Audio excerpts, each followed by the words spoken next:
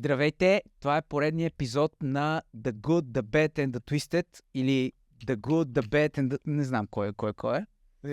И за всички, които не знаят английски, Жоро ще преведе подкаста в един епизод. Субтитри, ще сложим субтайтълс отдолу. Субтитри на всякакви езици. Да, като в Netflix. На мандарин. Избираш мандарин. Не, аз хинди, ама ти ще си на мандарин, аз ще съм на хинди.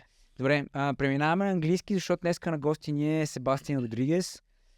So, nice to meet you. Thank you for accepting the invitation, and also you're like another world champion on this studio. This table. No, not this table, on this studio. In this studio. In this studio, on this table.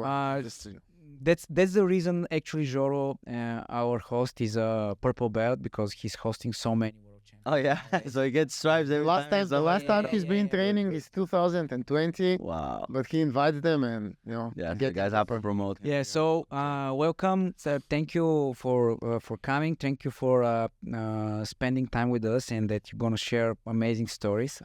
I knew it's gonna be interesting, but the stories he shared yesterday. Okay. We're going to keep the best stories for us. Maybe for them as well. Also, thank you for letting us beat you yesterday. Like, it was so bad. I didn't know. In our dreams, we weren't that good. Did you know we were that good? No, I was thinking, but not so much. So, this is your second time in Bulgaria. Second time. Can you share what bring you the first time? Tell you something about yourself, your story, and so let's separate the let's start with this one. Yeah.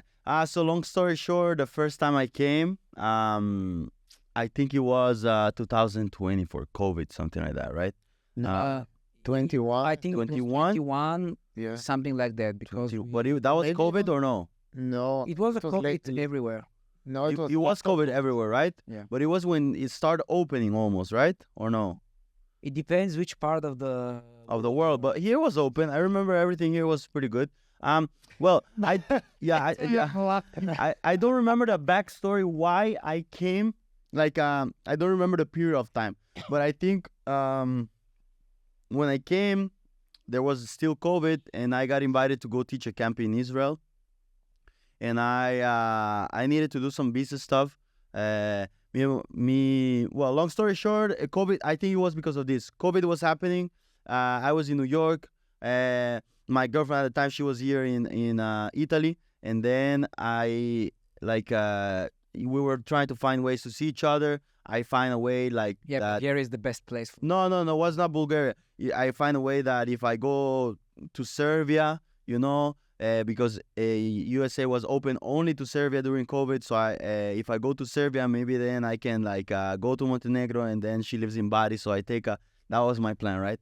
Then I would take a boat, and then I would cross from there, because there's like a boat that crosses from Montenegro to Bari. It's a short path. It's like 3 hours. It's not that bad.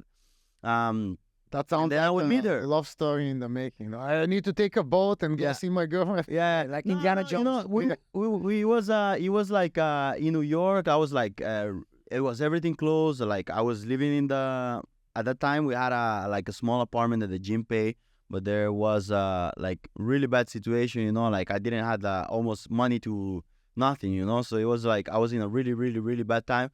So I was like, okay, I might as well. I see Italy's opening. Let's see. Like I got offered to go to a couple of places to teach Jiu Jitsu. So let's see if I can at least make some money, right? So, well, I did this. I traveled to Serbia. As soon as we get to fucking Serbia, this explode a civil war, you know? So yeah, it was like, I don't know, something happened in the ministry. People start throwing bombs, the small bombs, you know, not big bombs to the ministry. So like they closed the country because COVID cases start raising up. So they closed the country like for so many for all the countries in Europe. So me and my girlfriend at the time, we were closed, right? And our plan was to go to Italy. We needed to do we wanted to go to the USA together. So we were planning to get married and do like a athlete visa for me, right? And for her. And then we would go back to the USA. So we go, and then they close the country, right? And then we were like, fuck, what we do now, right? So the first night that it closed, I was like, Gaia, why don't we rent a car? And I see all the closures are if you go by plane, but maybe it doesn't say by car. So why don't we rent a car? And she was like, you know how girls are. No, we're not gonna do this. We're not gonna do this. It's not gonna work. It's not gonna work. But there is twisted jiu-jitsu there, so and he came for the camp. We needed to make a camp for him.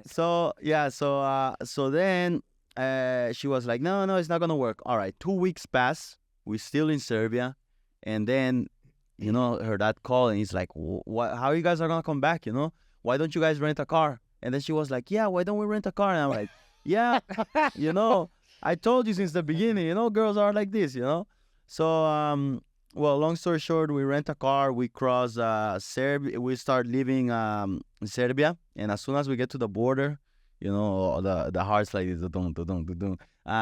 waiting for them to tell us, like, well, I was waiting for them to tell me that I can pass. She was waiting for them to tell us that we cannot pass, right? But at the end, they let us pass.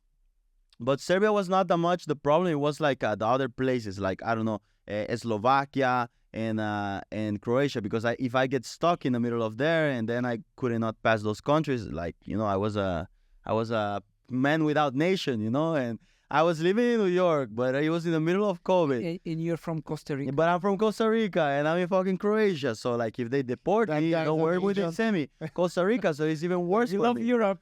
Yeah, exactly, But then we were like, we talked to the guys, and then we were like, no, look, this is the papers. We're gonna drive to Italy because we need to. First, she said we like Photoshop a picture, like she's saying she was pregnant, So we show like the picture. No, we're pregnant. She's pregnant. We're gonna get married, but we need to go to Italy. So they were like, oh, okay.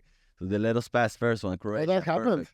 Huh? That happened? No, of course. Right. I don't have kids. Okay. No, I mean the photoshopping. No. Yeah, photoshopping. Yeah, we did Photoshop. For sure. Yeah. 100%. We do. Yeah, crazy. So then we cross Croatia. Boom, all good. Then we get to Slovakia, and then same thing. She was like, Slovenia. Sorry, Slovenia. Yeah. And then she was like, oh no, they're not gonna let us pass. And I was like, yes, no worries, they're gonna let us pass. We get there. Boom, same thing, they let us pass. And at the last stop, that it was like Trieste in Italy, and she was like, she got so anxious because she saw there was like 1,000 police over there, and like they were stopping all the cars. Women. Exactly. They were stopping all the cars. She's not pregnant. Yeah, I'm not pregnant. Exactly. This is Photoshop. They were stopping all the cars, right? But as there was like a truck in front of us, right? So as soon as we were passing, they stopped the truck and they let us pass. So we were like, yeah. All right, so we got. Where is Bulgaria in that story? That's what I'm gonna say. Yeah, I'm gonna get there. So we get to Italy, right? As soon as I get to Italy, we needed to do our visa. We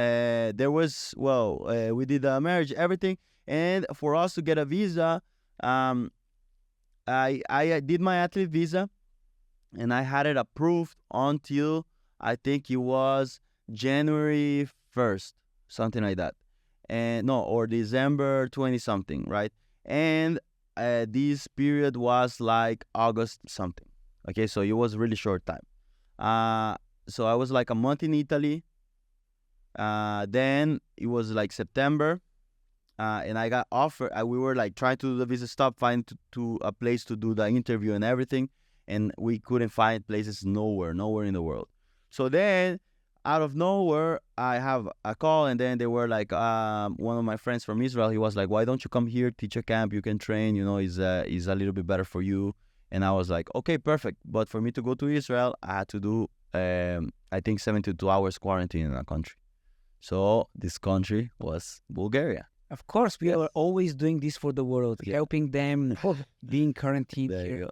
So I did my quarantine here, and then I went to Israel, and then And you wrote me a message, but it was like, for example, today is Tuesday, and you are sending me a message around 2 o'clock, like, hey guys, I'm here.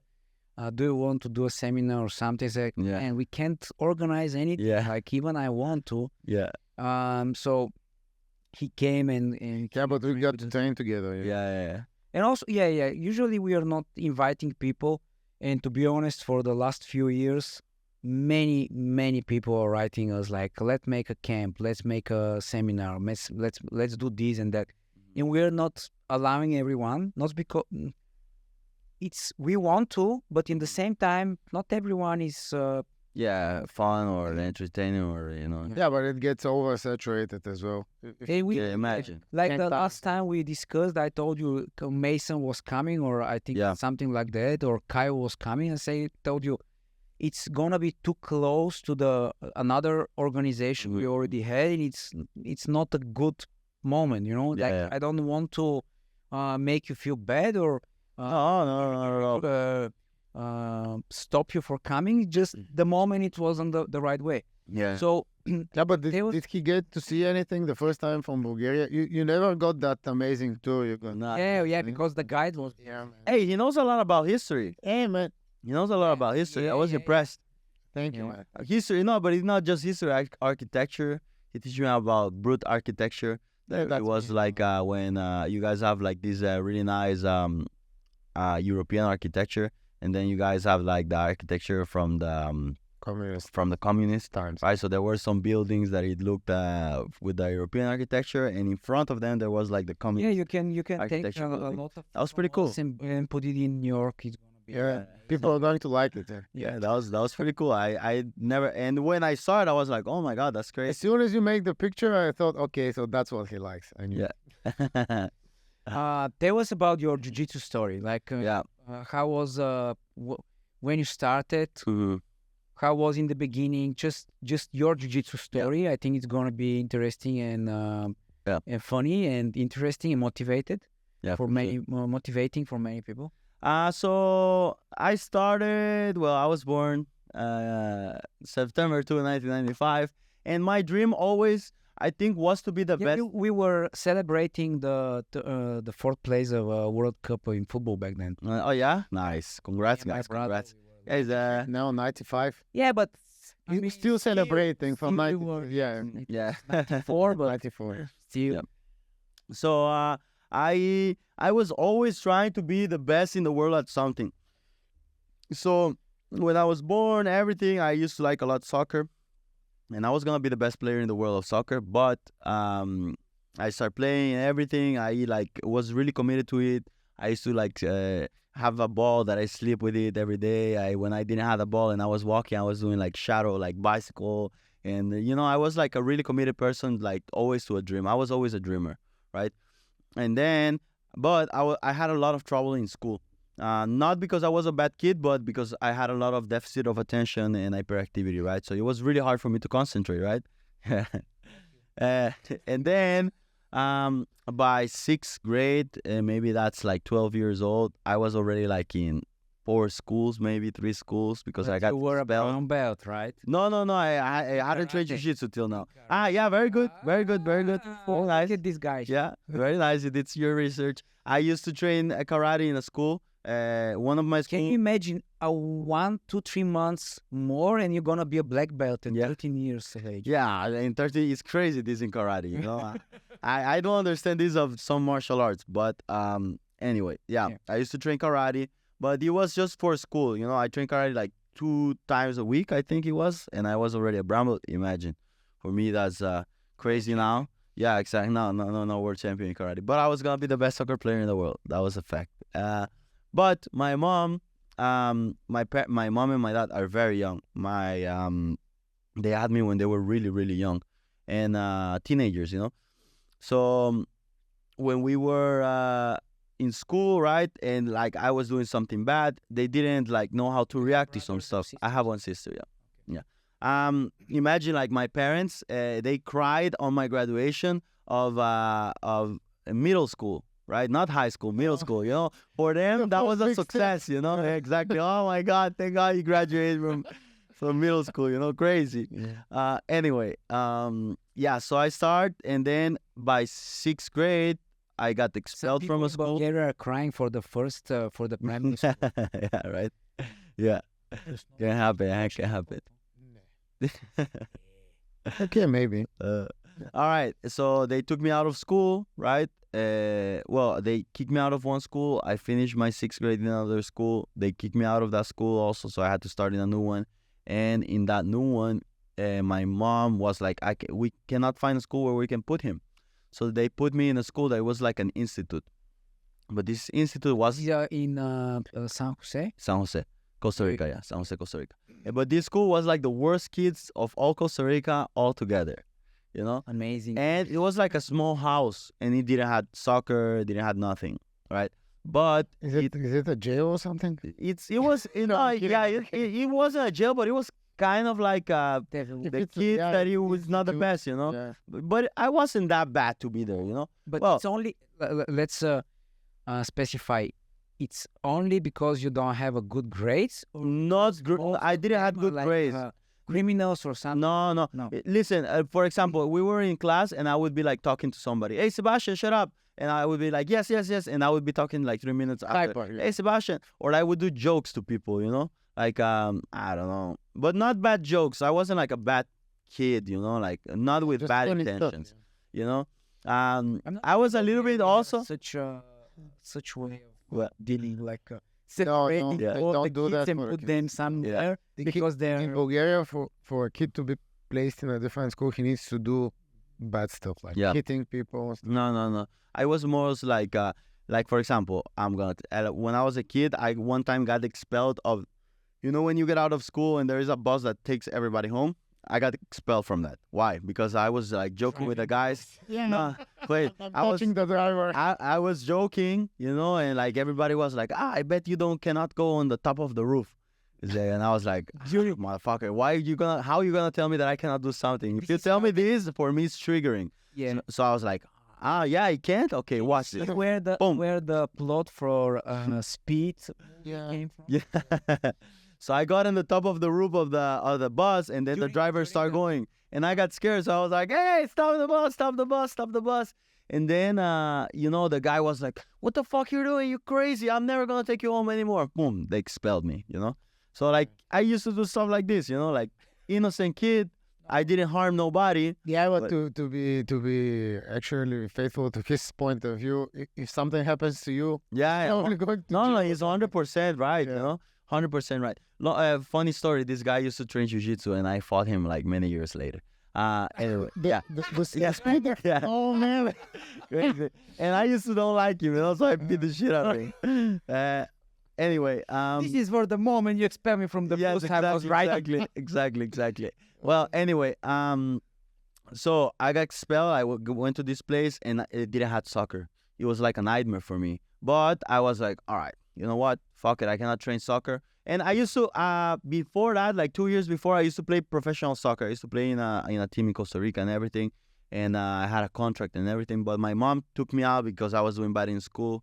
Then he was a professional soccer player that was like, no, how are you going to take him out? Let's put him back again. And he put me back again, and my mom took me out again, you know? So it was like, instead of making, I don't know, thousands of dollars now of jiu-jitsu, I would be making millions of dollars with soccer, you know? So it was, anyway, in this school, there was no soccer, but they had a club of skateboarding. And my dad used to skateboard when he was little. So I really like skateboarding also, right? And I started like trying to be a professional skateboarder. But I really... Everything he does, he needs to get the Yeah, I need to be the best. Yeah. But I realized I was really bad. Yeah, I realized I Your didn't have... parents were pushing you to do so, or you just No, just myself. And but I realized I wasn't that good, you know? imagine if your parents were pushing you? Yeah. Maybe he wouldn't have license. Yeah. Yeah, maybe I wouldn't have like... How the stars are created nowadays.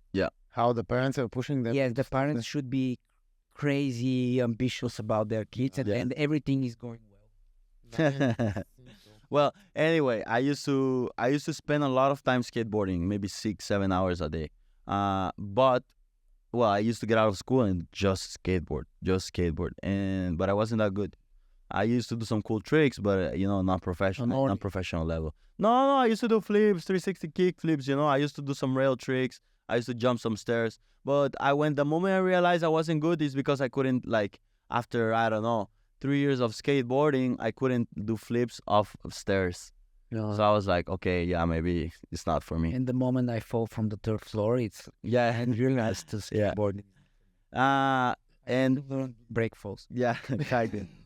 But then I started watching the UFC, and UFC is the most powerful trigger. Yeah, so many people started doing jiu-jitsu out It's of crazy. and Joe Rogan It's like podcast. almost everyone is like, I started doing this and I started. You started, what year you started?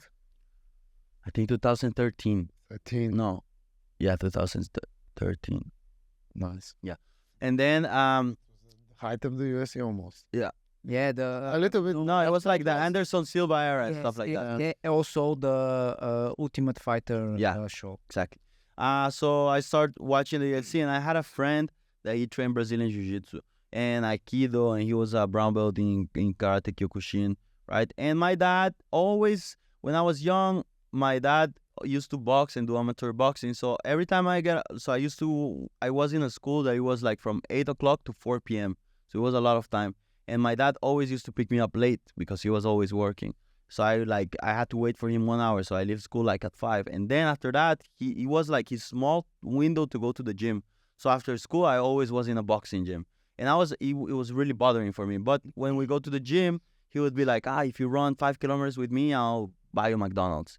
You know, so my dad always kind of like keep me in a boxing gym. So I was like used to fighting. And so anyway, I started watching the UFC. I was always in a boxing gym and everything. And I saw fighting was cool. You know, I like fighting. It looks cool. Let me try. And then I see all the champions from the UFC was of Brazilian Jiu-Jitsu. Jose Aldo, Anderson Silva, you know, a bunch of the guys that I like, it was Brazilian Jiu-Jitsu. So I was like, what is this? You know, let me try. And I tried it. Heard of it before. No, I never heard of this before. And then I did do like one Aikido class because I wanted to learn an armbar, something like that. And it was like very bullshit, the best you know? place. Yeah, well, Yeah, sorry for the the people that best. do Aikido, but for I don't think they Yeah. are Good. offenders. well, for me, it was like a little bit. Imagine some Aikido guys. Yeah, I was exactly. like, What the heck? Yeah, it was the more. best our bars are the best. Yeah, and at the moment I believe on it, I was like, wow, that's crazy, you know. Yeah, because But then I did Brazilian Jiu-Jitsu and I saw it was a setup, you know. And then yeah, You 100%. got punked. Yeah, because you gotta do like certain things certain way, you know. And in Brazilian Jiu-Jitsu, everything like there's a way to do everything, you know. You cannot it doesn't need to be this certain way for it to work, you know. So I went to a Jiu-Jitsu class with him, and he was like my best friend, and this guy Jürgen.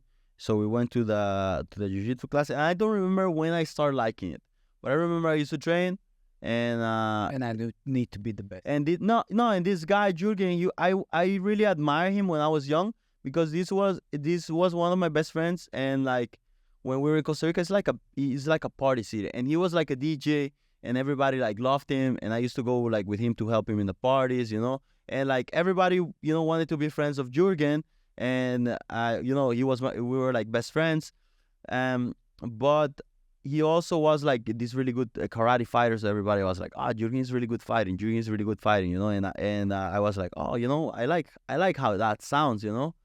So, and when he was in jiu-jitsu, the guys were like, Jürgen is very good. And that kind of like, you know, make me push myself a little bit more in jiu-jitsu, I think. And then I start going more. But the first time I fall in love with it, I think it was when I compete as a white belt.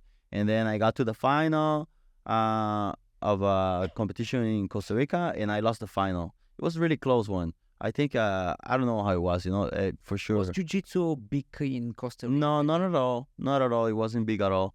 But cool people do it, you know, like that I knew was doing it. So it was nice. There was this black belt that came one time in jiu-jitsu, and it's funny because everything in Costa Rica is kind of like the parties, right? So like we went to parties, and there was this really famous black belt that he used to go to parties and beat up everybody. So everybody was scared of him. There was another guy also that one time almost beat this black belt that he was really good fighting, but he was a brown belt in jiu-jitsu. So I was like, oh my God, all these guys everybody's scared of them, and they do jiu-jitsu, you know. Let me get good at this shit, you know. So yeah. Normal stuff. Not nice, you know. Well, not saying that fighting in the street is nice, but That's my goal. That's how we do it here.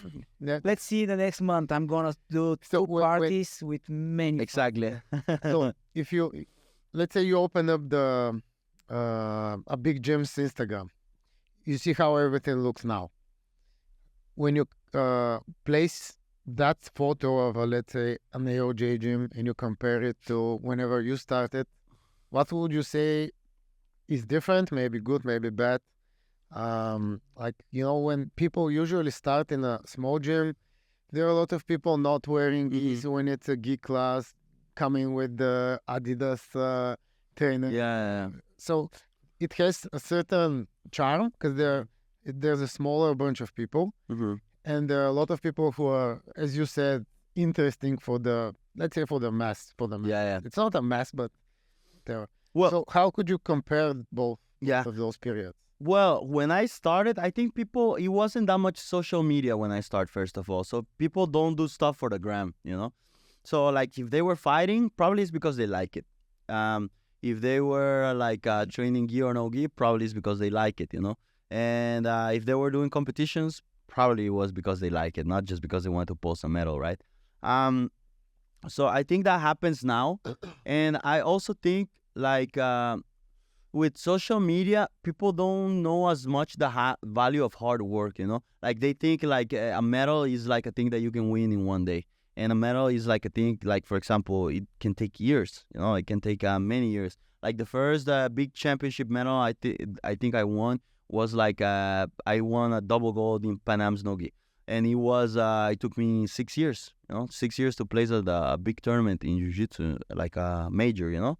And it's like this, you know, a medal is not a day, you know, IBJJF medal, like, I don't know, an open, you know, it can take years, you know, and this is very important to people to understand, you know, it's not just like you go there, you take a picture and that's it. Yeah. My question was more like not the social media, the picture. I was telling how my mind was like, imagine seeing how the academy looks, how everything looks. You know, it's way different from when you started now. Classes, okay. Yeah, when I was in Costa Rica, the classes weren't that small. We were like 15 people maybe, and it was cool because we were like a bunch of kids.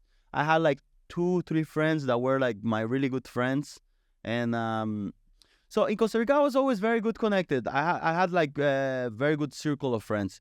And so like really cool people did jiu-jitsu with me, and I had friends that were like my same level, so we were always like pushing each other, and until I left for like to follow my dream in the USA and be a professional athlete. And then over there I kind of like overstepped the bar a little bit more, but what I didn't saw that much growth, you know, in at the time that I was there. Right? And the next time I came back to Costa Rica, my gym where I used to train, it doesn't exist. So I cannot tell you like how was the class before and how it is now. But I do see a lot of people now training Brazilian Jiu-Jitsu in Costa Rica, you know. It's and now what I see more is kids. When I was young, there were no kids. Yeah. Which is interesting because 2000 here is the same. Yes, but probably the teachers back then. Къде почна микрофона? Чакай. Лакам него и се забие тук. Така добре ли е? Most of the teachers in Costa Rica back then were black belts, or? Yeah, they were all Brazilian black belts. So this is something different, you know. Yeah. In Bulgaria, we didn't have any back then. No, there was a bunch of purple belt, blue belt, blue belt people that opened their gym. But there were like, I think 3 black belts in Costa Rica. They were all Brazilian. A lot. Yeah. So, and then you started training Jiu-Jitsu, and when your goal, your dream become your next, obsession? Yeah. So I was saying, I always wanted to be the best at something, right? For me, I don't know, be the best is, whatever you do is very important, you know. I'm really ambitious. And can you specify what's the best in everything you do means for you? So the world know about you, or how you specify this? I think I think for me, things that trigger me, or like for me being the best for sure, is like recognition. I who doesn't love being praised, right? You know, I would be a liar if I say I don't like when people tell me, you're so good, right? But it was. Besides that, I had a fire that I like to fight, you know. I love it, you know. I love a good fight. I love a hard fight, you know. And And I just like, for me being the best, it was like I wanted to have the title to be world champion. I wanted like to be successful. I wanted to like all the things that you see in TV comes with it. But it's after the first competition you felt this new obsession? Well, I didn't know jiu-jitsu you could have money. At my time, that didn't exist. It was mostly just like the medal. It was mostly just to say world champion, right? Now, of course, I have different like things I want to accomplish. But at the time I started, it was just, I really just wanted to be Brazilian Jiu-Jitsu world champion. Because for me, it was like the same as being UFC world champion, And I didn't think about money involved, nothing. It was just like to be the best in the world at something, That was like the thing that I always wanted. And this got triggered the first time, got triggered in soccer when I was young, right? It's funny because all the sports that I did kind of like built me to what I am right now in Brazilian Jiu-Jitsu. But one thing that made me wanted to be the best in Brazilian Jiu-Jitsu, I think it was like all the years that I watched soccer and I saw Ronaldinho and I saw Messi and I saw like how people love the person that was the best, But the moment that I wanted to be professional in Brazilian Jiu-Jitsu was the first time I lost my tournament. My first tournament.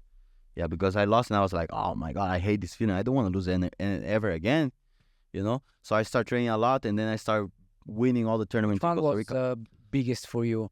The hate of losing or the dream of being an NOGI or world gi champion?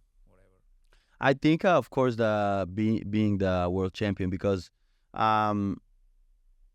Well, first of all, I think losing is part of it, Losing is a very important, and not just losing, a struggle is a very important part of success, And nothing comes easy, And maybe I didn't understand that at the time, but it just came natural, Like I lost, okay, perfect, then let's work harder, There's people that lose and they're like, fuck, they lose and they like close themselves in a room. I was never...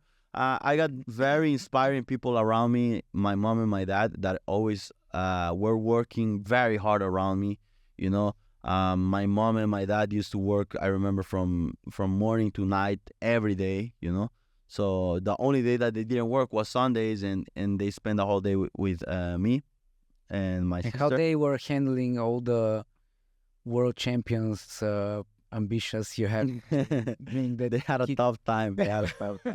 All the time. I'm training soccer. I'm gonna be a world champion. They had a tough time. So in the beginning, okay. Yeah. So let me get to that part. So I think that was like the first time I lost. But then it was funny because that period was when I lived in high school and I needed to enter to university. And my mom and my dad, they didn't go to university because they had me very young, right? So they had to work. But since I was always watching them work, right, I learned this hard work. And so I started fighting and everything, right? I lost the first tournament. I was like, okay, I can never lose again. So I start training. I start beating everybody up in Costa Rica. And then there was this tournament called the National Pro of Abu Dhabi, right? So if you win, you get paid a ticket to go to Abu Dhabi. The bronze medalist from there. Oh, yeah? Nice. That's awesome. Sorry. Yeah. Almost a winner. Almost. Yeah. The second loser. No, the third. Yeah. No. Oh, okay. Maybe second, third. Doesn't matter. Yeah. For me, loser. medals are not important. Yeah. No.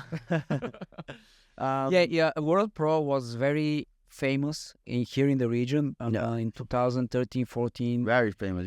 And there were two absolute divisions. If you win one of them, you're gonna win invitational and everything paid for that division. For example, if you're blue belt, you have a light absolute up to 76 or 80 kilos, and then you have a above 80 or above 76, and you can compete in the absolute only if you have medal in the category before that. And when you win the light or the heavy absolute, you win tickets and accommodation for the World Pro, which was Abu Dhabi World Pro in April, usually in April. Yeah. And they were paying you everything. And nowadays, this one is not every... no, just for black belts. It's like AGP ranking. And if you win some points, they can invite you and pay you everything.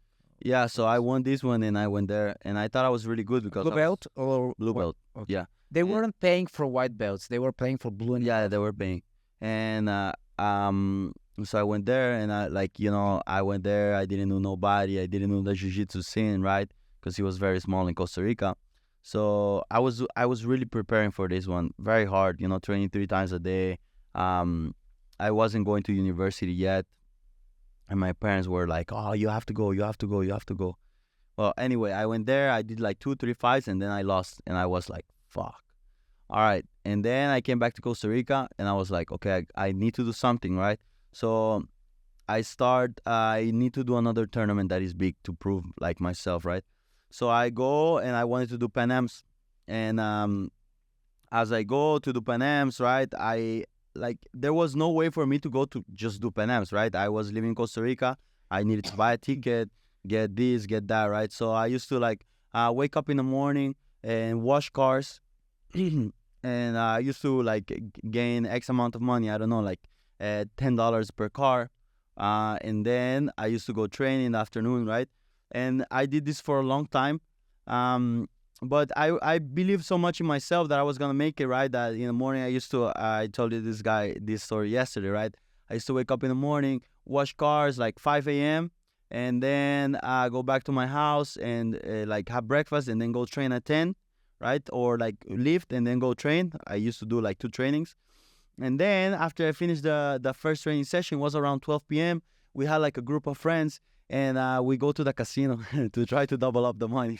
So Try to. yeah, exactly. normal stuff. Yeah, normal stuff. And I try to make $10, 20, and then 20, 40, and then 40. And that's the moment I realized I want to be the best in the world. Yeah. In casino.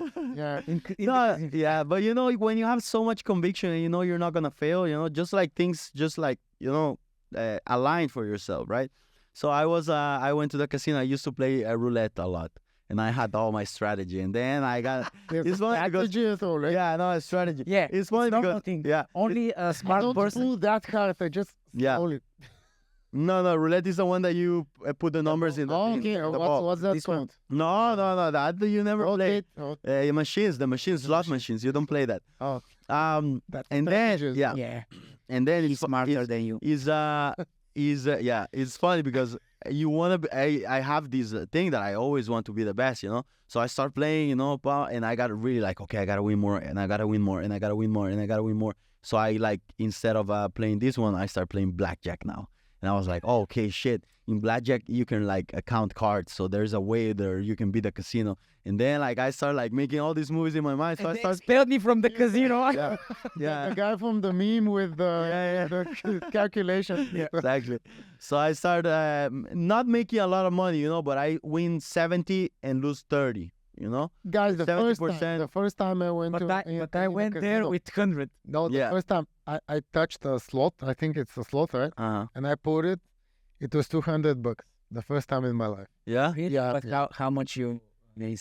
Well, the what's it called? The coin that we were playing with wasn't mine. I came in as a joke, and I was like, "Here, Free trial. see how it's have a done. free I trial. did this. We got $200, but they gave me 20 because it wasn't mine." I just went. Yeah. Good. All right. Anyway, so I double up the money, and then I was in this period for 2 months.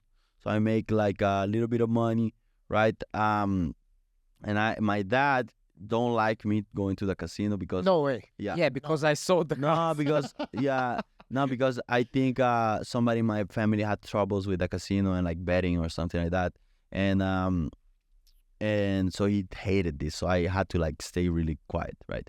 Well, anyway, I saved up some money. I went. Me and my dad go to the Pan Ams. He was like, "Okay, I'll go with you," And somebody sponsored me the hotel.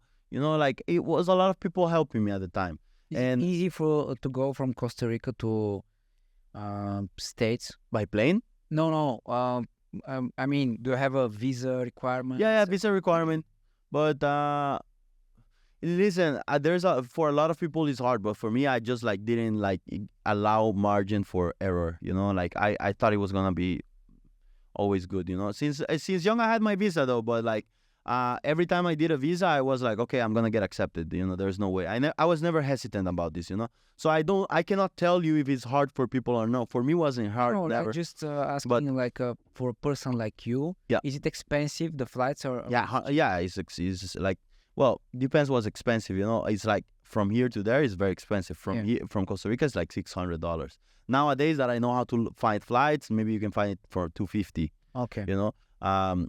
But yeah, it's casino hours. Yeah, a lot of everything hours. So we went to Pan Am's. I did like 4 or 5 fights, and then I lost, and I was like, fuck. And I coming back to Costa Rica, and I was like, no, I need to do another tournament. So they were doing a tournament where you get paid your ticket to go to the World Championships. So they paid my ticket and registration. So I had to figure out the hotel. It's IBJJF tournament? IBJJF. So IBJJF was already... No, IBJJF, no. It was like a local tournament. And why they pay you compete in... So more people come. Okay. Yeah. And at this time, everybody liked me. In Costa Rica, no, this kid's going to be really good. So I really believe in myself also. And I won the tournament, weight and absolute. And they pay me my ticket and accommodation. A ticket and registration, so I had to figure out the accommodation. So I keep going to the casino, do everything, right? And then I go to the World Championships, right? And this is also blue belt. Yeah. And I remember for this one, what's year? 14, 15? I think 15, 16, something like that. No idea. Anyway, 14, 15 or 15, something like that. Anyway, I go, and then when I go, I lost again. And I remember for this one, I had 2 aunts that had had a friend over there in California. So they were like, oh, okay, we'll go. And my mom, we'll go. Both of my aunts, my mom, will go there to watch. So I was like, oh, okay. I cannot lose. Pressure. My mom. No, it wasn't pressure. It was more like, okay, I'm gonna win this one for my mom. I'm gonna do this for my mom. I'm gonna make it, And at the first one before, my dad go. So this one, they did. Yeah, the lucky one is coming. Yeah. So I was like, okay, my mom, I'm gonna win this for her. And 5 fights, and I lost. And I was like, really, really, really, really sad. 5 fights at Worlds. Yeah. Nothing. Yeah. It was like quarters, something like that. Right. Yeah. And then when they were like, oh, we're so proud of you. You fought so good. And I was like, yeah, fuck you. I didn't fight good. I lost, that's not good.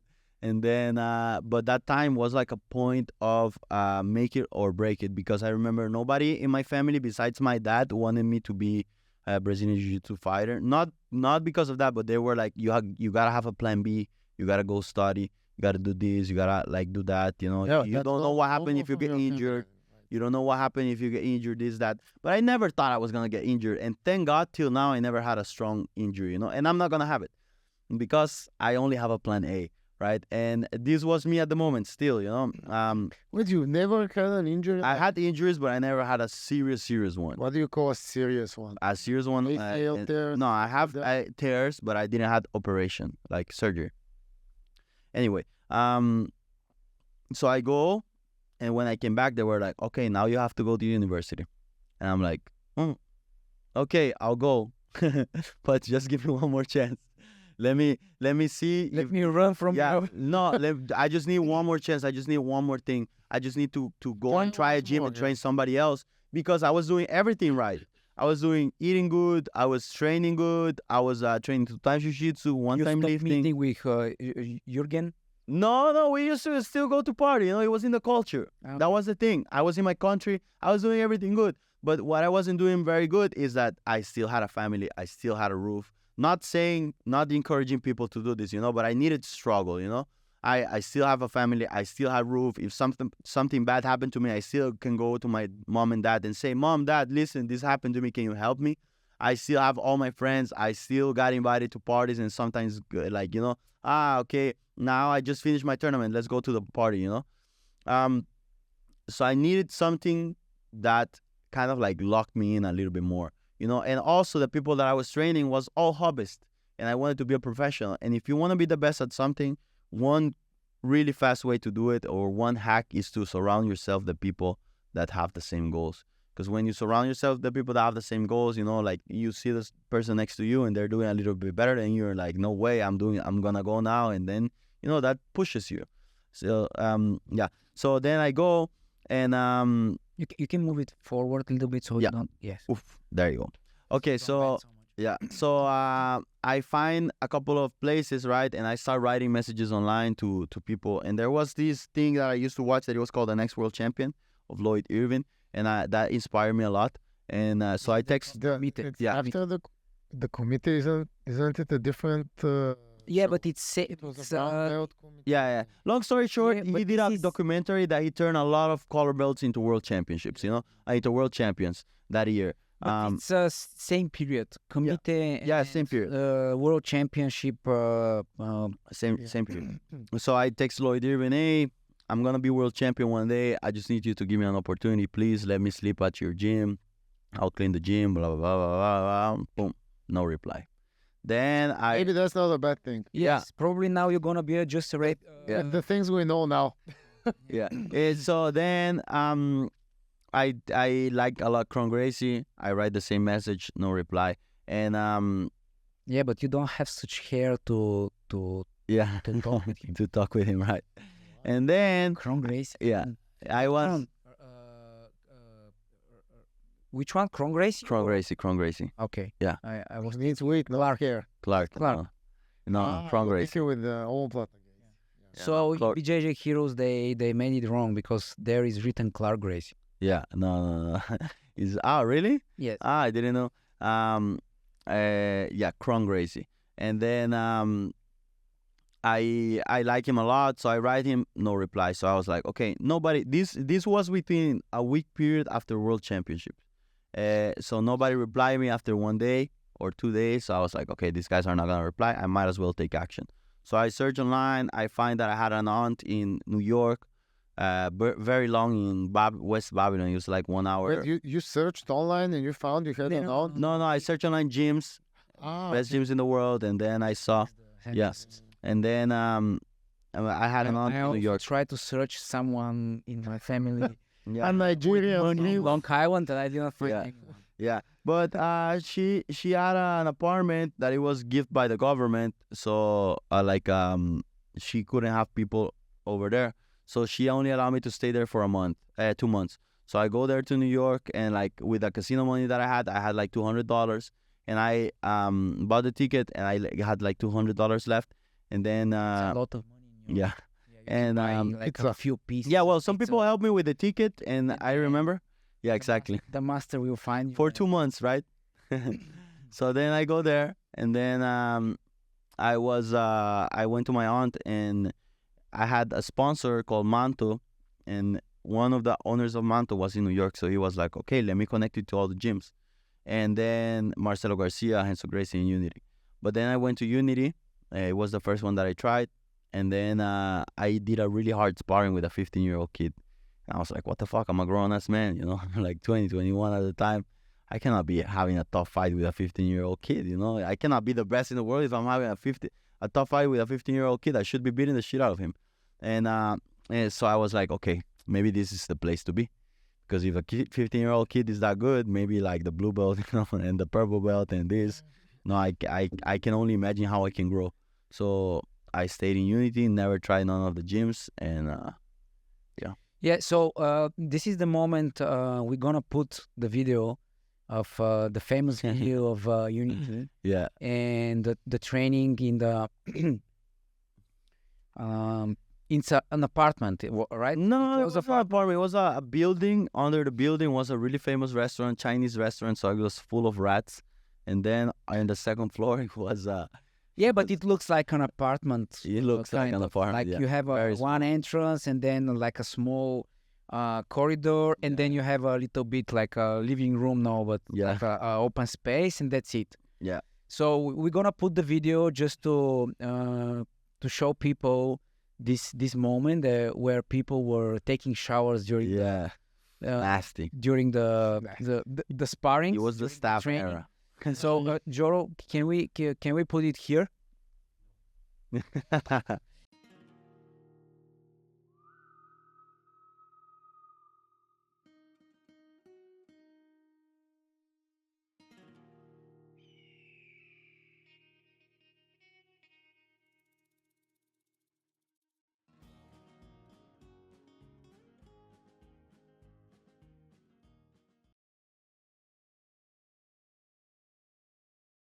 Yeah, so tell us about this story. Like, Wow. What was that? Like, why Well- people were taking showers during the classes? Like, Okay. we actually stopped people doing this in our gym. Because of So we don't take showers at all. the water is very expensive nowadays.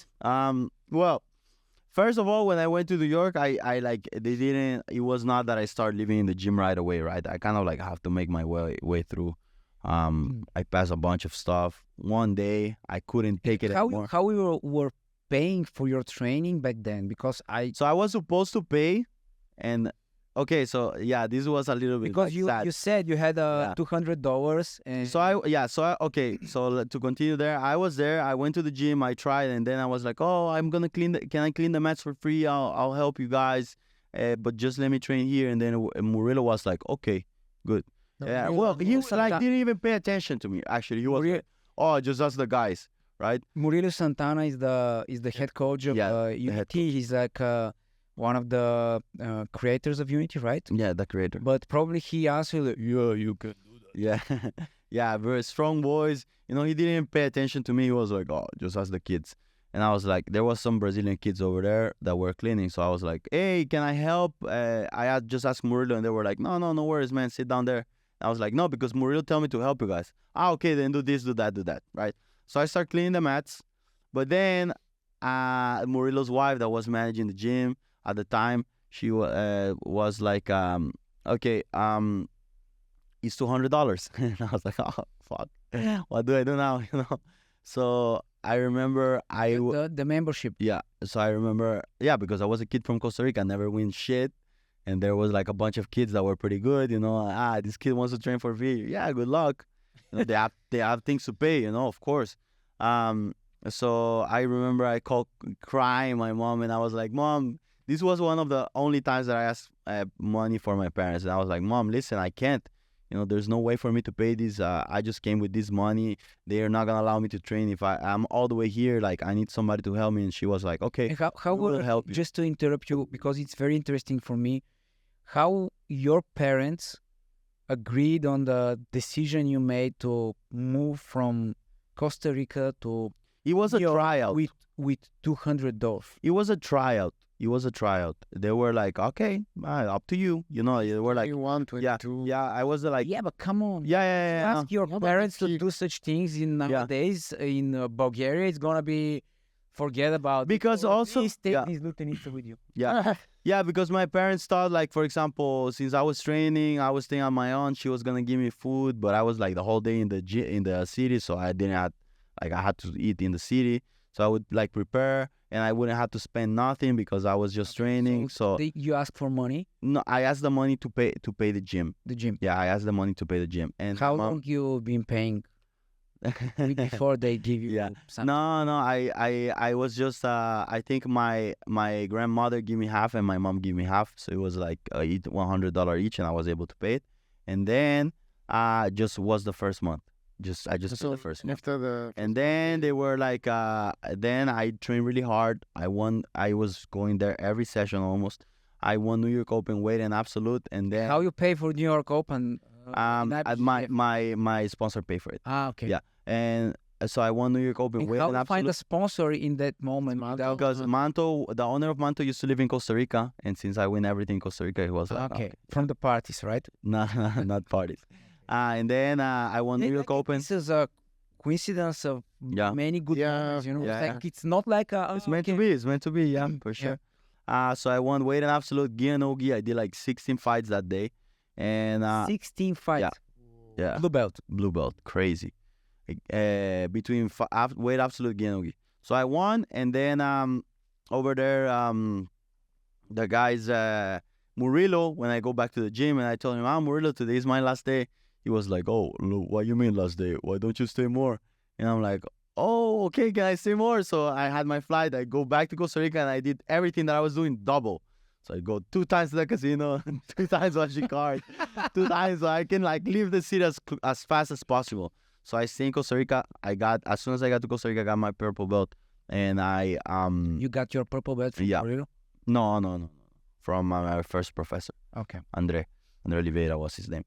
So I did everything as much as I can fast. And at that time, my mom was like, "But Sebastian, you promised you're gonna go to the gym." My dad was more like, "Oh, follow your dreams." To the university. And everybody in my family was, "We're not gonna support you anymore. We're not gonna help you. We're not." And I was like, "Yeah, fuck all of you. No worries. I'm gonna make it happen."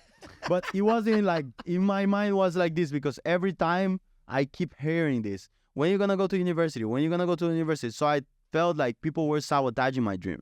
And of course, it wasn't like that. They were just like, you know. Yeah, it's like even fuck you in this time is that it's not the meaning of it. This is like, okay, I'm gonna say it. Yeah. I didn't say it, but I was like, yeah, no worries. I'm gonna make it happen. So wait, no your professor from Costa Rica gave you the purple belt? Yeah. And you came back to Murillo? Yeah, the purple belt. And then they were like, yeah, of course. They were like, oh. And then everybody used to beat me up, you know. So I was like, okay, so I go there. The second time, I go to New York. Tell some of the names you started training with Unity back then. Yeah, so there because was I know some of them, but Mateus Lutes was a really good kid. He doesn't compete as much now in black belt, but he did really good at brown belt, won double gold, won every belt, world championship. Very good guy. This guy used to beat me up a lot. Jonas Andrade, Thaleson Suarez, Jefferson Guaresi, Italo Moura, Devontae Johnson, Juni, Levi Jones, everybody, you know. Paulo João Miao were at the time. And so I used to train with all of them. And, you know, it was rough time. What about Leandro? But it was fun for him. Leandro came to do camps. He was training with him. Yeah, he came sometimes to do camps. Anyway, I go back to New York, but this time I had an even worse plan because I couldn't stay at my aunt's house. So, like, I didn't have nowhere to stay. So the first night I sleep at Grand Central because I was like, I get to New York and I don't have where to sleep. So I was like, shit, like, okay, let me figure out. You know, I cannot stay at the gym. I knew the guys were staying at the gym. But the first night I get there, and then the second, I slept at Grand Central. Then I went to the gym, and I had a backup plan that I can stay in another place that it was even far from me. That it was called Rockland. That was where my sponsor lives, but it's really far. It's like 1 hour away, 30 from the city also. But it's like worst metro, because first you have to drive, then you have to take the metro. In my aunt, I had to walk 20 minutes and then take the metro, so I could at least walk, you know. So then I slept at Grand Central, go to the gym to train, and I asked one of my friends, hey, this guy, Rafael Babilonia, he used to compete, was really good. Hey, brother, can you ask Murillo if I can stay at the gym? And then he was like, oh, I don't know, I'll ask him. That same night we finished training, he was like, I didn't ask him, and I was like, what I'm going to do now? Then he was like, I have a good friend where you can stay. So this guy, Anthony, that used to live in New York, he lives in New York, train with us. He helped me, and his mom and his family let me stay with them, and they used to live in the city. So I was living on his couch for a long time until I was like, my friend never asked. I think he never asked Murillo, right? And then I was like one day like, I cannot be staying like living off of somebody bothering people, you know. So I went to Murillo and I was like, Murillo, I can't take it anymore. I don't have where to stay. If you want me to train here, I need to live in the gym. Then he was like, yeah, why not? And so it was like all this time. Can you explain also when you were living on the couch where you were washing your geese? No, it was an apartment in New York in 56th Street. It was a really nice apartment. We were using there was they had the washer and dryer at the house. Okay. Yeah. Over there I was struggling because I live in a couch, but I was like in a nice house, you know. It wasn't that bad. I just felt bad that I was like in a house with a family, and like, you know, I had to sleep with my friend, and, you know, I wasn't paying a bunch of stuff, right? So going back to the story about the training, you joined Unity in that I call it apartment because it looks like one, but okay, a floor or something. And why you were using the showers? So then we were there, and I started living at the gym. So when I started living at the gym, people were living there? Like in the gym? Me, Jonas, Italo Jefferson. Where Thaleson? Oh my God. And Joao and Miao and Paulo. Maybe like 10 people. 10 people. Yeah, 10 people in the gym. And people will see the place from the video. Yeah. So when we lived there, right, we had a really nice community, you know. And the people that live in the gym, like we first, like it was like our home, right? So, well, how we get to the showers? When there were training sessions first, there was a small window that was open. It was the only window in the gym. So everybody finished the round. It was so hot that everybody go to the round. So you see like 10 people over there trying to breathe through the window, right? And then my professor got super mad because he was like close to where he was training. He always like one spot. And so he closed the window. So like it stopped, right? But then at the back door where we used to put like the mattresses and like the kitchen and all this stuff, there was like an exit door that go to the street, right? So the round finish, all the people that live in the gym used to go behind and go to the exit door and then get some fresh air. But then all the mattresses and all the kitchen, all the thing got like really dirty, full of sweat, smells like shit. So then Murillo closed the door, right? And then nobody could get out, right? So then people had the idea. Ask Murillo about this. Please, he was very scary at the time. And then everybody used to get out of the gym, you know. Round finish, boom, everybody get out of the gym. And everybody used to sit in the staircases. But upstairs, there was like a computer university. So a lot of people pass, you know, and they see all these people over there after training session, all drained, all sweaty, you know, all the stairs dirty. So the landlord was like, you guys cannot be doing this. You guys are crazy. So then he closed also the door. So one day, genius guy had the idea that after training, after the session, like after the round, they would like to cool down because it would get so hot. You know, Flow Grappling used to go there to record, and 2 minutes after the camera gets blurred because it was so humid and hot, they were going to take a shower, cold shower, you know. So they would get under the shower with the gi just to cool down, and then like they would get out. And just the people that live in the gym used to do that. But then Flow Grappling came and started recording. So like the people that live in, it was shit, you know. It wasn't a nice feeling. But then Flow Grappling came, was like, oh yeah, we take showers between rounds. Yeah, we blah, blah, you know. It wasn't like it was cool to take shower between rounds. It was just that Flow Grappling came and they were like, oh my god, what the fuck this kid's doing, you know? And they saw one did it like for real, and then every time he go to do it, Flow Grappling go record him. So all the kids start doing it, you know.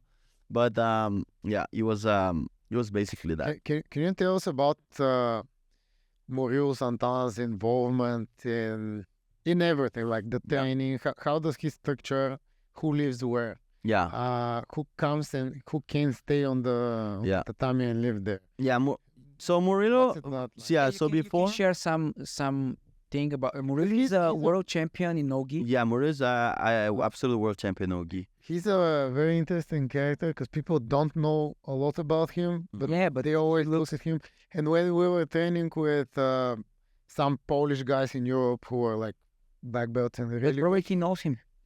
Maciej, maybe he knows Maciek? Maciej. Maciek, Yeah, the owner of Unity Krakow. Yeah, probably. Yeah, because he was telling that whenever he trained with Murillo used to do such a side pressure that he used to spit his mount guard or stuff like that. We've never heard this before. Yeah, Murillo has a really strong pressure.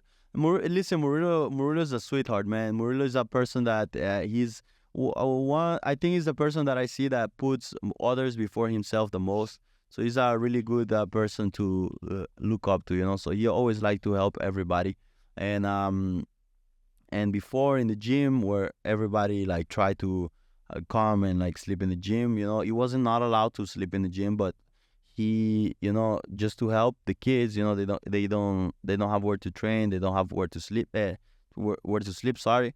Like he used to let them stay in the gym, you know. Not everybody, just like the people that he feel he was like compromised and like wanted to be athletes and everything, you know. But yeah, I think it was just like he felt the people that really wanted something, and then he let them do it. But yeah, he was not like he organized, okay, you're gonna sleep here, you're gonna sleep there. No, he just like, it was like Unity was like family, you know, and he could do if he could do whatever to do to help you, he would do it, you know. Probably that's where the name comes from. What? Unity, yeah. He's very, very. So the motto, right? I think of the gym motto is how you called it, or like the slogan of the gym, or like his vision. I think is just like to create a nice community, you know, where people can train high level jiu-jitsu, you know, but like that it feels like family. Yeah. Nice. Do you are you in touch with your other professor? Yeah, for sure. Yeah, I'm in touch with him. He's a really nice dude. We had in Costa Rica was really small jiu-jitsu scene, so a lot of people was like jealous about each other gyms, or like, you cannot go to this gym because this gym is of this guy and they're gonna try to steal you. So when I was coming up in Costa Rica, I used to go to all the gyms, and he get really mad because of this. Because maybe no, you cannot train. That's the rivals. You're gonna be a creonte. So like when I was in Costa Rica, they call me creonte always. No, but I used to train the same gym. I never left my gym. But when I go to New York and came back, and I had like more techniques, more this, more that, and maybe I was like, you know, when you go somewhere and then you acquire like a new technique, or like, you know, something more than other people, and then maybe you walk a little bit different. Maybe at the time I was a little bit like that, so he didn't like it. You know, I was a kid also. Yeah. And then he was like, okay, Seba, you're training now at Unity. I think it's not good you be part of this gym. And so then kind of like at the time he didn't allow me to train anymore after I get my I was purple belt. I went to Unity. I came back, and then like he was like, okay, you cannot train anymore here.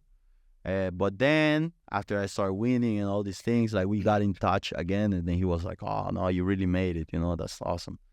And not too long ago, I went to teach a seminar in his gym. He's in Connecticut right now.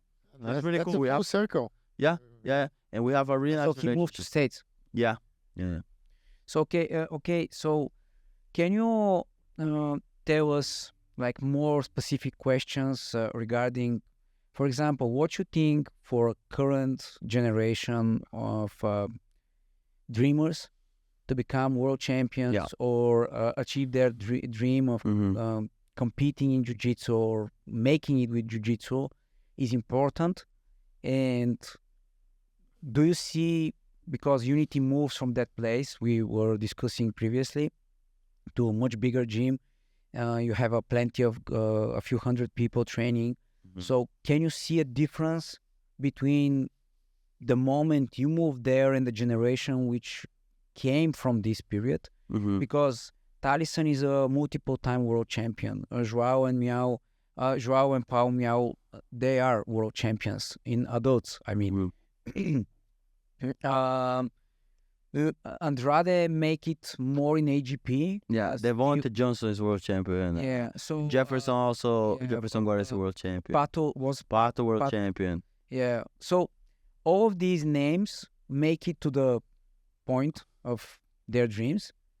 So what is the difference with the new generation now? Yeah, I think the difference between the new generation now. What is needed to become one? Okay, first of all, for you to need what do you need to be world champion? And this I read not too long ago about one of the people that inspires me the most.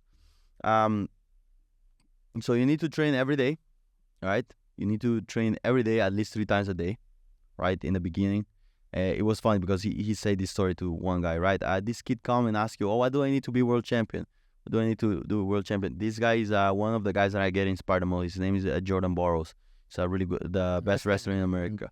And he was saying like a kid came and asked him, Jordan, what do you need to be? What do I need to be world champion? What's the format to be world champion? Then he said, okay, perfect. You need to go to practice every day and train your hardest.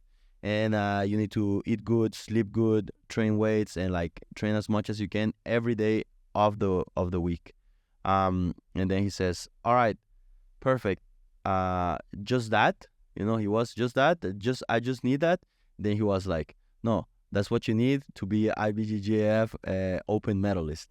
To be world champion, you need to repeat that for years and years and years and years and years and years, you know? So there's no formula, you know? You just like you need to do the same thing for years and years and years and years, you know?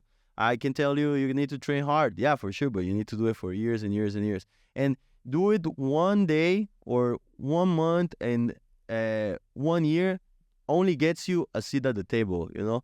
But for you to like keep the seat at the table, you need to like keep doing it, and maybe one day you're gonna be lucky enough to get that world title, you know? It's not guaranteed for everybody, you know? You're not gonna get it. It's not something like How is Murillo expressing those moments with these go chasers? Yeah, how he's explaining those. I mean, moments? imagine you have a gym and at least 5 people a week come to you saying that they're gonna be the best and they're gonna be world champion. Like, how many would you believe during 10 years? But you're asking me from my position. Yeah. Probably none of them, right? So it's really hard. So I think it's like a gut feeling. You know, you see the kid, you see you see them working hard, and then you like start investing a little bit more in them. He's just Then you start investing a little bit more in them, and then you see like they start breaking. Okay, you know. And then, you know, first you start like helping everybody. Then you start helping out just the people that work hard. Then you see the people that work hard always also like give up a little bit in the middle of the road. Then you're like, okay, you know, then what do we do, right? So he does help everybody pretty good, but now he's more like, and also the generation now is a little bit different. I feel like the kids now are a little bit more soft, you know. You know, they lose a tournament, they struggle a little bit, they wanna like find another gym. Or they lose a little bit and then they like, you know, it's my professor. Or they lose a little bit and then he's like, no, maybe jiu-jitsu is not for me. I have to do something else. There's no money in jiu-jitsu. There's no this. There's no that. I also didn't have money in jiu-jitsu. You know, I used to eat rice and beans for 3 months when I used to live in New York because it was the only thing that I could afford, you know. And I used to like buy it in the afternoon and had to like divide the plate and eat it at night. Chipotle, yeah, it was the only thing that we can afford. But if you back then, if you bought some stocks, now you're gonna be a much. If you bought land, yeah, when you were a baby. If I bought land in the central stocks of Chipotle. Yeah, you're gonna be. Hey, listen, I was there. I did everything. I tried to make money all the ways. No, but Chipotle stocks. Yeah, like Chipotle stocks, 100 right? times higher than before. Yeah. All the casino money into Chipotle. Yeah. No. After I used to make. Listen, I did everything for money. But no, Joro. He did it party. No, boss. Yeah. No. I used to do a lot of things different for money.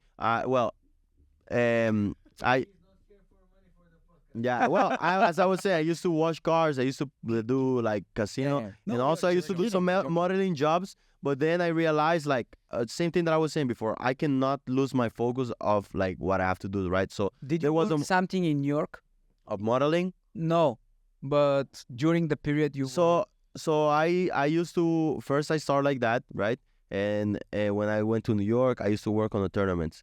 When I was in Costa Rica, I used to work in different stuff. But then I was like, okay, I cannot work in nothing that is not jiu-jitsu because I cannot take my energy of what I want to be. And then I started working in the tournaments. But when I was a brown belt, I start making a little bit money. You know, I start living a little bit better. Maybe I can afford Chipotle one time a week or like buy a pizza. You know, like I win a tournament. I just work on a tournament. Okay, let's celebrate. Let's buy a pizza. You know. But then I realized none of the top athletes were working on tournaments, you know, so I was like, okay, I cannot be doing this, you know. And when I realized this when I was a brown belt, so I was like, okay, I'm not gonna work in the tournaments anymore. And I struggle a lot. Same thing as I started, you know, eat Chipotle again, you know, didn't have money again. But then I started having like a couple of guys that start doing privates. One guy that do private with me, and so I started like doing a little bit better. And then I used to teach a lot of classes as I get to black belt, making okay money. But then I realized I was not an athlete, I was a professor. So then I stopped teaching so many classes, and I started struggling because you really were bad. A black belt, which means in Brazilian way of expressing, it's a professor. Yeah. It's like the teacher. Yeah. When did but you I was do black belt? I think 21. Yeah. It's a few months or 1 month before he came here. Yeah. And so I was like, okay, I cannot be doing this. I am a professional fighter. I want to be a professional fighter. I don't want to be a professor yet. So then I start struggling again. And then it really helps you anyway with money back then. No, when you what, just like when for free, you work, no. But then, yeah, for sure he paid me, but he paid me for teaching. But then I stopped, and then my sponsor start paying me. I start getting more sponsors. I start getting more super fights, more seminars, more this. So like everything started like getting better for me. You know, every time I was too comfortable at something, like I was like, okay, no, this is not too good. You know, boom, let's step it up. And so I always like kind of like put myself in a little bit of struggle to. So do you think this is important for kids nowadays to become professional athletes or world champions? So I have, 100%. You gotta struggle. It's very funny. In what way? I never realized it like this until I have a friend right now. Well, I just start having a really good friend, very successful business guy, and then he has everything in the world, right? That you can imagine with money, right? Very successful guy, very rich guy. So I don't know. Private jets, big houses, all the vacation in the world that he wants. He's training with you? Yeah. And then this guy says something that really touched me the other day. He was like, I reach a moment in life where I can afford anything I want in the world. There's nothing that I cannot buy. And I start still being sad. And I was like, why am I sad? And it was because just life was too easy.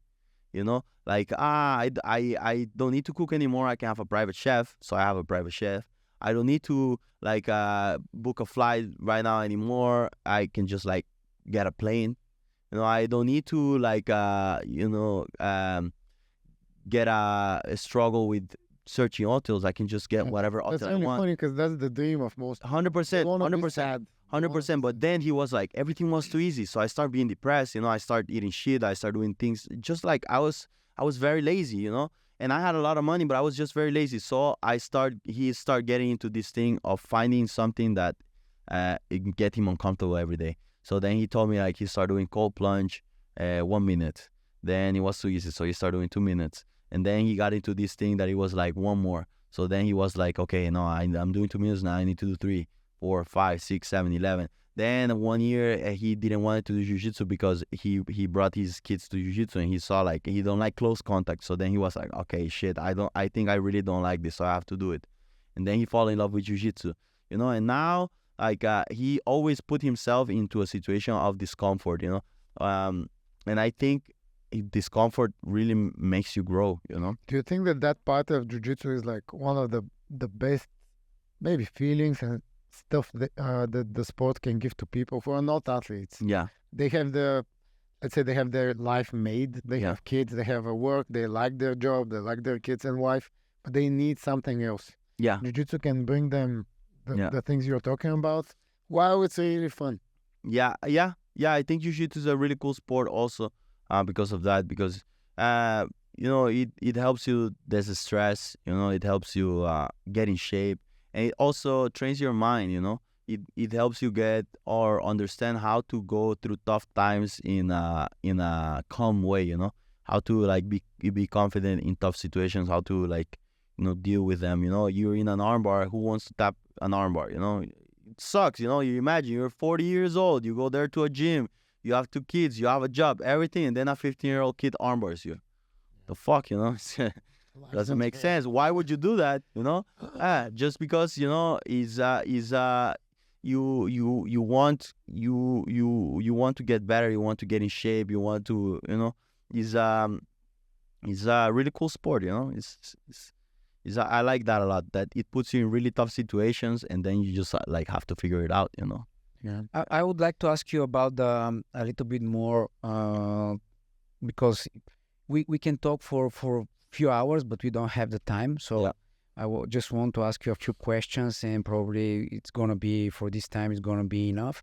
Mm-hmm. So, but next time again, I want to ask you first to tell something about the so famous belt of Murillo.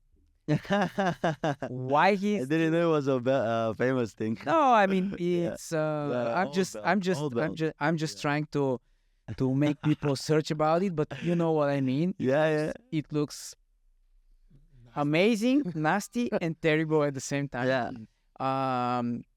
Why he's still wearing this belt? Because I don't believe it's gonna last forever. Yeah. Especially the way it looks. Yeah. And also, is anybody allowed to touch it? Can I touch your belt? Yeah, if you deal with the bacteria. No. He washing. Yeah, it's really inspiring. I always wanted a belt like this. I always lose my. It's like a rope. That Can't true you that the last time. Last time I came here, Bulgaria, I left my black I belt. didn't know that yesterday. Yeah, I've lost so many black belts. I wish I have a black belt like Murillo. Since I saw it, I had my purple belt like that, not like that, right? But like I have my purple belt, like it started But we're going a talking little bit. about like that. It's like a rope. Yeah, it's a rope. It's It's not a a rope. belt. It's like a rope, and it is a Where he half tie it, black, where he tied half, is like and the tie is like yeah. it's like it's smaller. Sorry. yeah, like a shoelace. Yeah.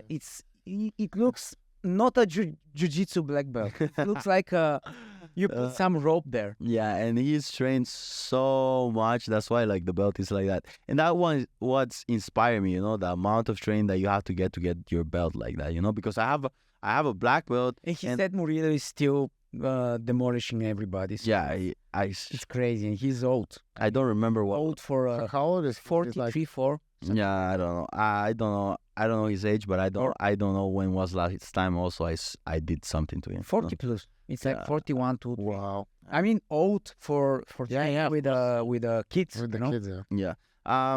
Yeah, it's crazy. This belt is crazy, and no, you're not allowed to touch it. He gets really mad if you touch his belt. But he's So usually he trains without belt. Yeah. Yeah, so it's 41 too. Yeah, usually, yeah. I don't know. He's But not the good belt to is touch his belt. hanging there. No. He has his belt in his place, But like for example, let's say if whatever he's explaining a technique and he put it on the mat, like you can feel the aura coming out of the belt. You don't pass close to the belt, you don't step close to the belt. Yeah, so Legendary belt. yes, it's a. I mean, to be honest, I don't like how You it. see Murillo before in life or no? Just on Like, tournaments. just you saw tournaments. it because this belt he don't use for the tournament. No. I've never seen the belt. Ah, okay. Just videos and some pictures. Okay. Yeah, And crazy. I think it's very interesting way of because I've seen him compete but with different belts. Yeah. And I think it's something magical in this belt. Probably sure, for crazy. sure. It sounds crazy. No, I think the same. Crazy. And I'm not sure if anyone asked about the belt, but it looks like a mysterious thing. Yeah. Yeah. So Don't touch it. Then. Yeah. yeah. So See it. talking about Murillo is what you think is the right way for, let's say, world champions built by his gym, by his guidance, techniques, or even the team he built, and it actually helps you be on the spot you are, right? Yeah. So what you think is the best way for upcoming generation, upcoming champions to be in a relationship with their teacher?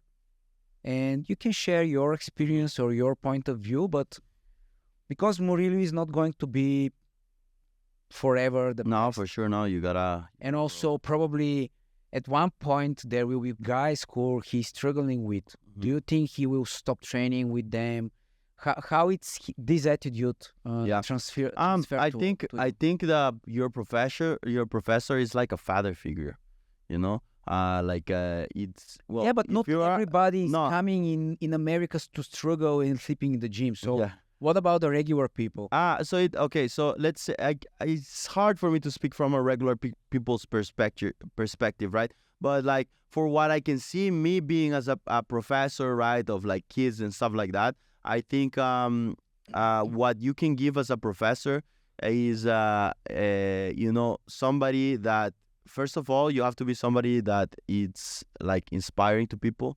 You cannot be you gotta lead by example. You cannot be a professor and not criticizing like I don't want to criticize nobody. This is my point of view as a We're professor, talking about your. But if I'm like in a health business, like for example, if I'm teaching fighting sports, I still have to like train. I still have to be in shape. I still have to like train with my students. So I inspire them to do the same thing. I still have to like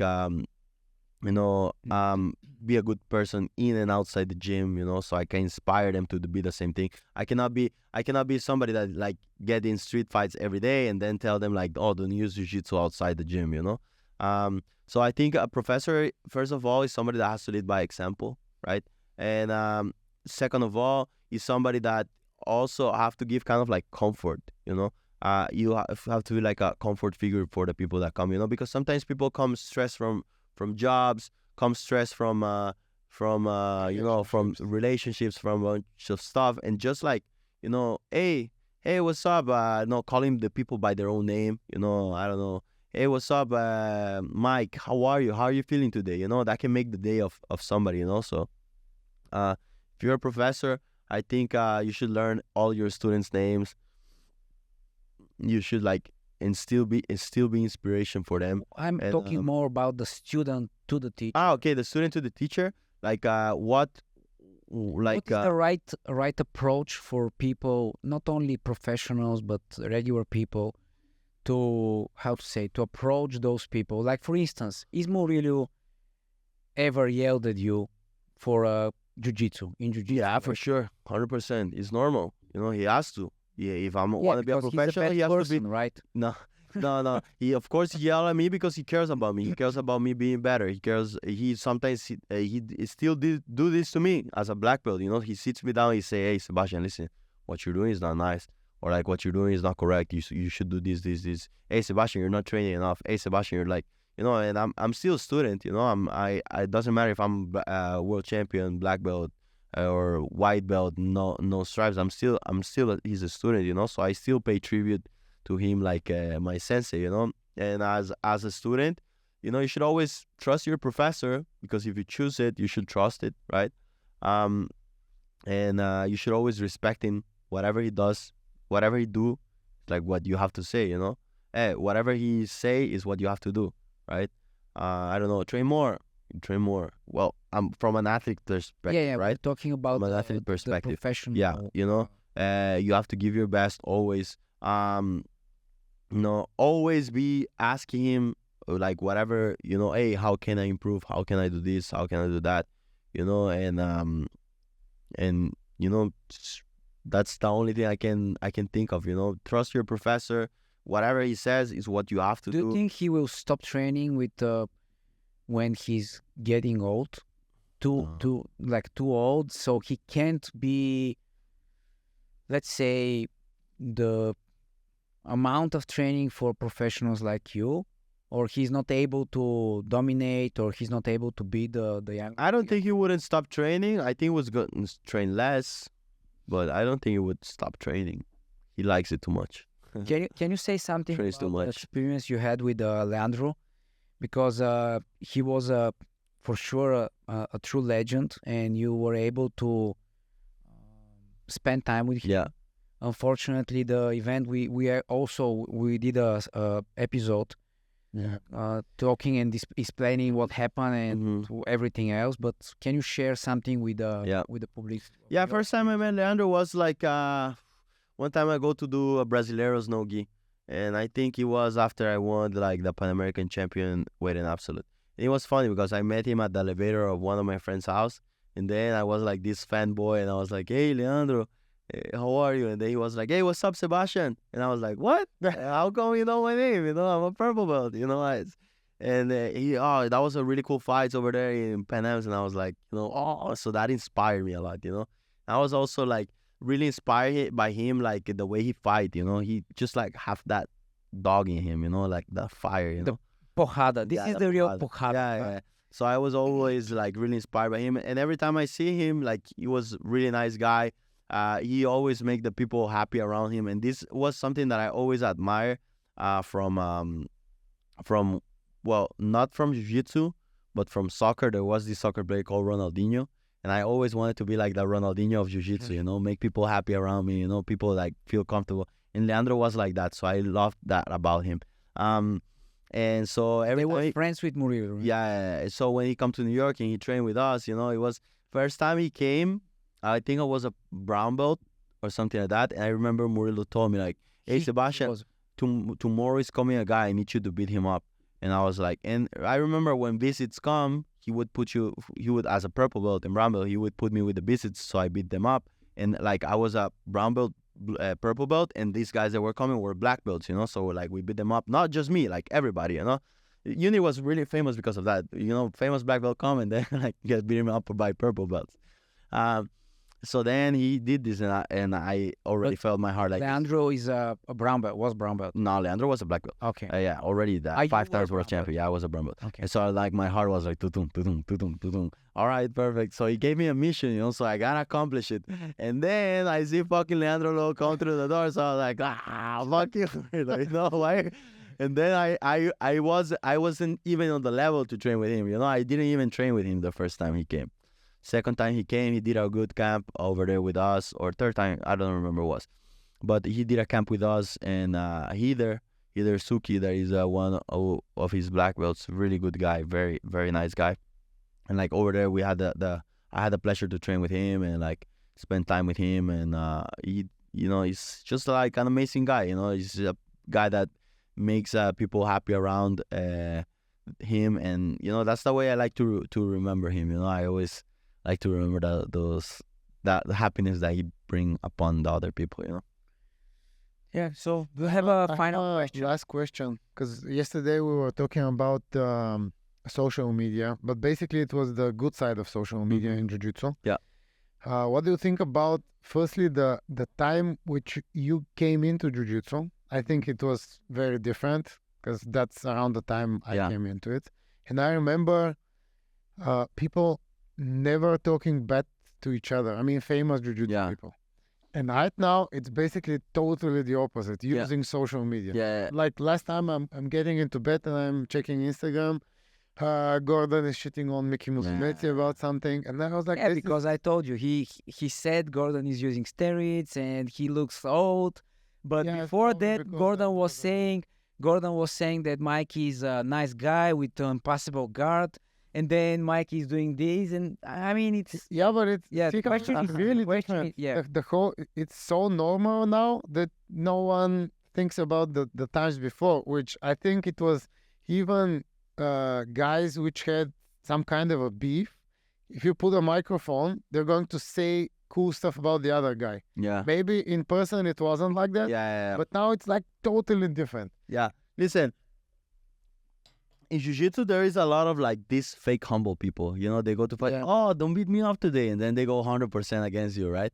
No way. Oh, sorry, I haven't. And then they go 100%. Yeah, exactly. And me personally, I don't like this. I think this is like, very fake. I prefer like you give me a mic, I talk shit about the person. But one thing I like, or one thing I do require, is for you to back it up in person. I don't like the people that talk shit on the internet and in person is another thing. If you're gonna talk shit about somebody, you should back it up in person. That's basically the good side of it. Yeah. But when we were talking yesterday, we were talking about people who are making it big using Instagram, YouTube, and stuff. Yeah. And we have a lot of students who ask me, let's say it's their first month in jiu-jitsu. Hey, should I be looking at YouTube? And it's a tough question, because I always tell them, you need to check the guy who's talking, because probably you're not going to be very sure if that guy, maybe he is not known, but he's good. But how can you tell if it's your first time? If the guy is a FJJF world champ, ADCC champ, then it's different. But there's a lot of information, right? Okay. Even people who are probably not good at jiu-jitsu can give you a good advice. Yeah. But should you be focusing on them because they have 200,000 followers on Instagram? Listen, I think when you start jiu-jitsu, you should try to get the most information possible, right? That you can get, good or bad. And then over there, like you have a professor, I think you should have the how do you say, the confidence to go and ask him, hey, what do you think about this? Because I have students that, come and ask me like, what do you think about this technique? What do you think about this technique? And I tell him, hey, listen, it's bullshit. Or listen, maybe let's try it. Let's see how it works, because I'm a person that in jiu-jitsu, I never like discard stuff, They show me a rear naked choke, you on bottom. From mount, let's try. Let's see if it works. Probably will work with somebody if I'm a black belt and they're a white belt, But if it's the same level, probably not. I have to show him the Burikana. Yeah, the what? You see later. So information is always good. Information, good or bad, is always good. Now, if you have somebody that instructs you, right? If you are somebody that you don't have like somebody that instructs you, is a little bit harder, right? Because you don't know like what to discard or what. Yeah, but it's a tough question because, like as you said, Instagram and social media can expand your career. Yeah. In jiu-jitsu. But at the same time, now you see a lot of people who are, let's say, guiding their social media as if they are you or someone else. They always some stuff. I see. You check it out and it's a white belt or something, but they never say it's a white belt European champ or something. It's kind of a cheeky move, Yeah, it's rough. It's rough. I try to don't make it discouraged. I try to don't be jealous about those people, but like, if they're doing a good job in social media, great for them. I mostly focus on my job, but I do see a lot of people that like are irrelevant in the jiu-jitsu world, but are relevant in the social media world, and this happens a lot.